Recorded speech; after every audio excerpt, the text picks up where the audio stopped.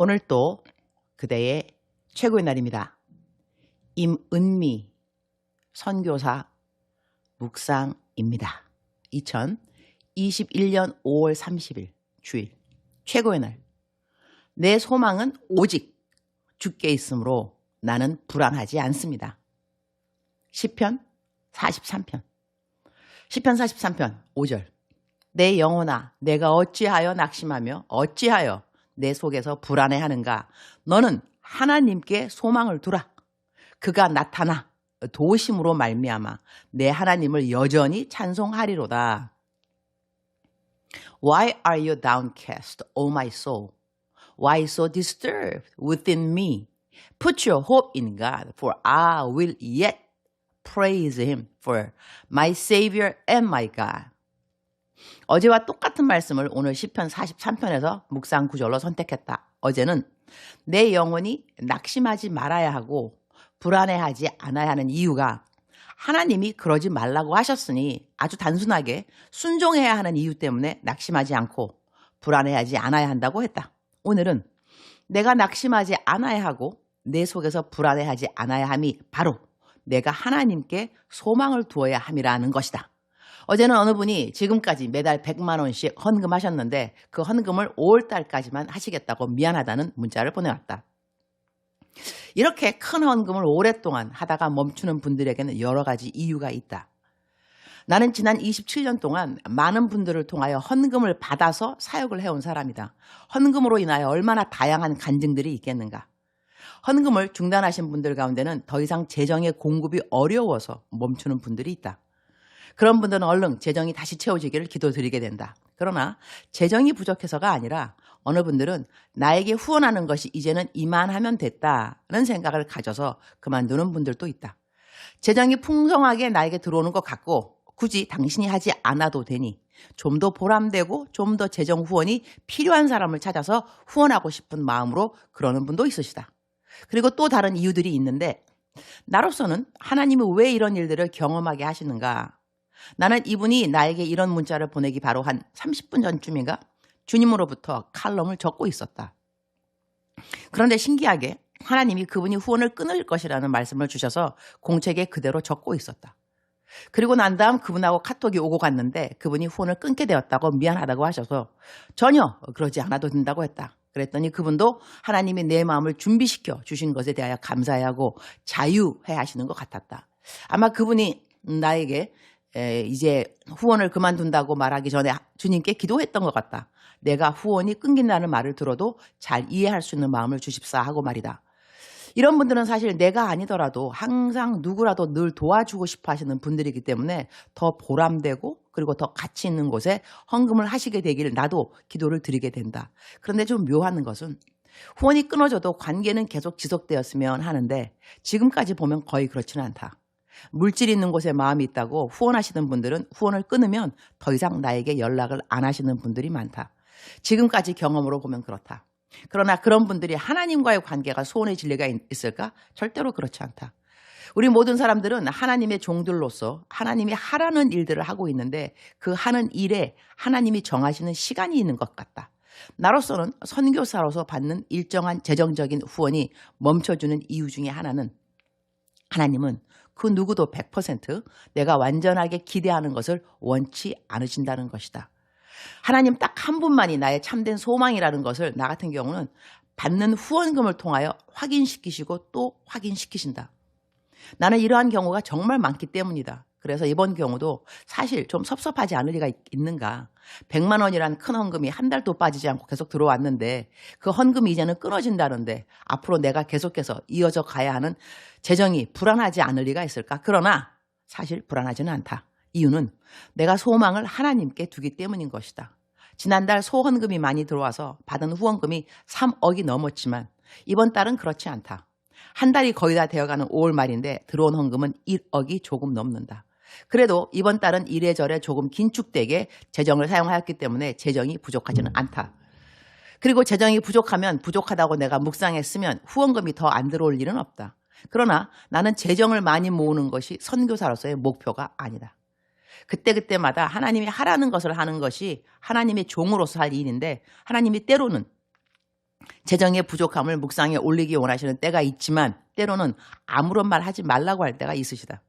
나는 하나님이 하라는 것을 그대로 하기만 하면 되는 것이기에 나에게는 재정이 풍성해지는 것이 중요한 것이 아니라 하나님의 음성을 듣는 것이 중요한 것이다. 그래서 이번 달에 굳이 헌금에 대한 이야기를 하지 않았다.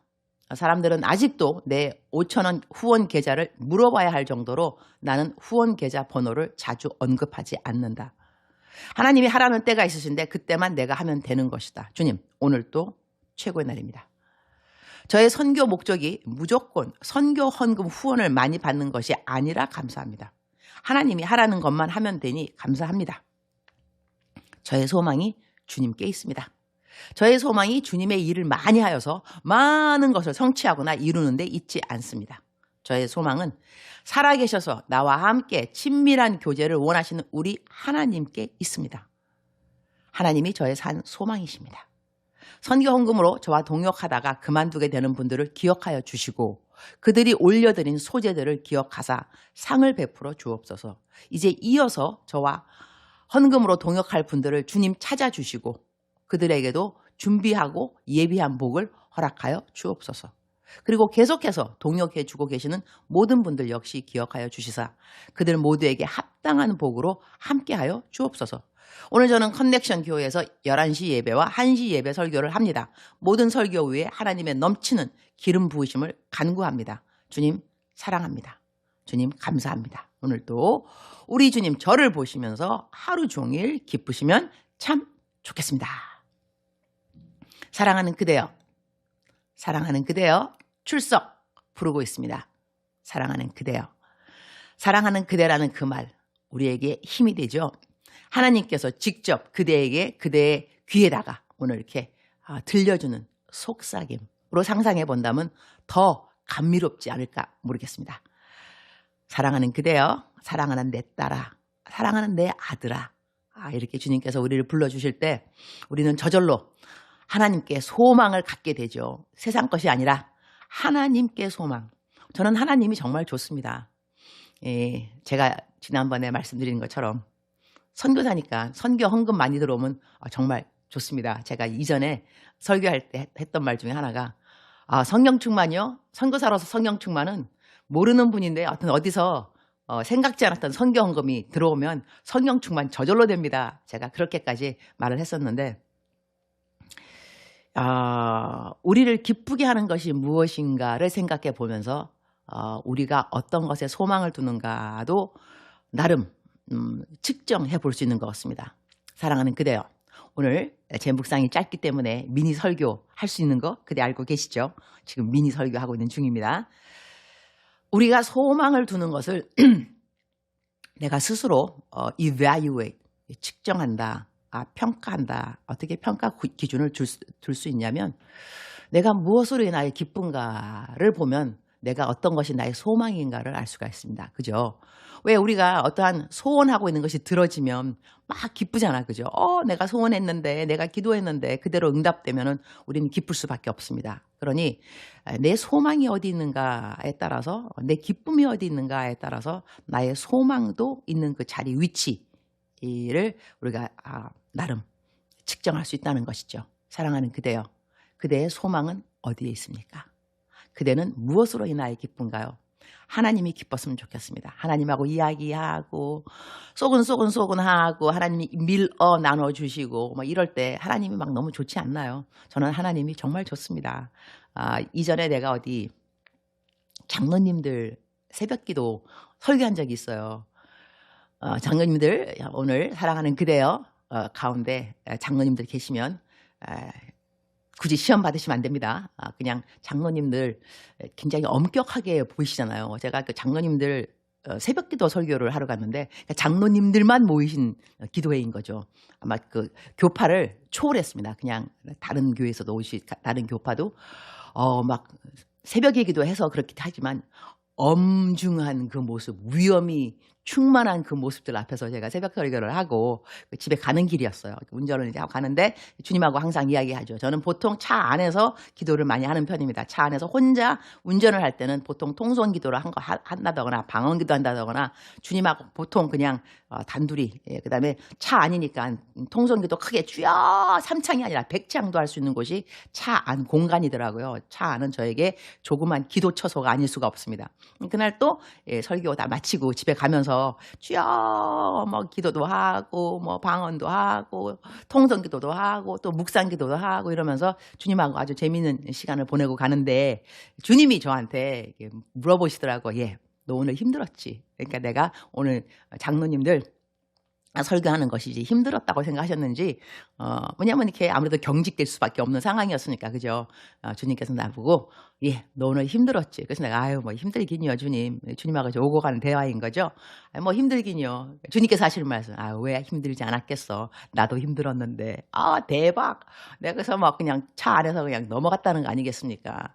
하나님과의 관계는 참 저희들에게 삶의 윤활유가 될 수밖에 없고요. 힘을 공급해 주십니다. 새 힘을 주시고, 그리고 항상 명심해야 될 것은 오직 여호와를 앙망하는 자에게 새 힘을 주신다.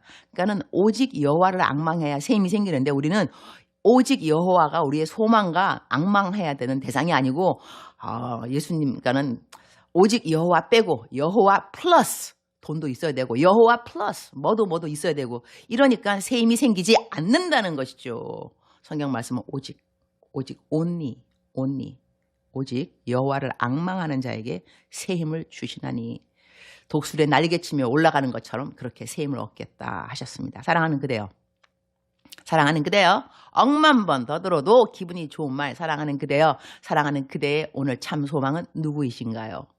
예수 그리스도, 예수 그리스도. 살아계신 하나님의 아들 예수 그리스도께서 그대의 참 소망, 오직 소망 되시기를 축복합니다. 사랑하는 그대여, 사랑합니다.